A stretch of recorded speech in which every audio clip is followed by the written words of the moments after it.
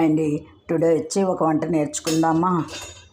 First కరివేపాకు, ఎండుమిర్చి, మినపప్పు, ఆవాలు, మినపప్పు, ధనియాలు, పల్లీలు ఇవన్నీ కలిపి వేయించుకుందామండి. స్టవ్ వెలిగించుకొని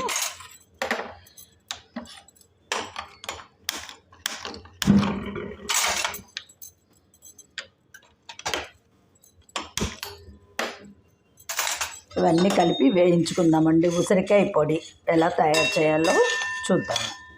ఇవన్నీ వేగిన తర్వాత ఉసిరికాయలు కూడా కోరుకొని మిక్సీ పట్టుకోండి. ఉప్పు వేసుకొని తగినంత ఉప్పు పొడి చేసుకోవాలి. ఇవంతా వేసిన తర్వాత నేను చూపిస్తాను.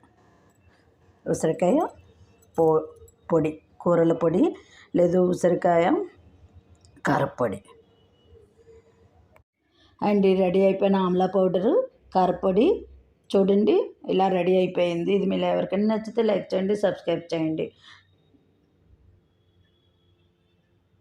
ఇది పులిహోరలాగా కలుపుకోవచ్చు, అన్నంలోనూ కలుపుకోవచ్చు. నెయ్యి వేసుకొని ఒక ముద్ద తింటే నోటికి ఎంతో రుచిగా ఉంటుంది. మనకి ఇడ్లీలో కూడా కారపొడిలాగా నంచుకోవచ్చు. ఇది మీరు ఎవరికైనా నచ్చితే లైక్ చేయండి, సబ్స్క్రైబ్ చేయండి. ఆమ్లా కారపొడి టుడే డిష్.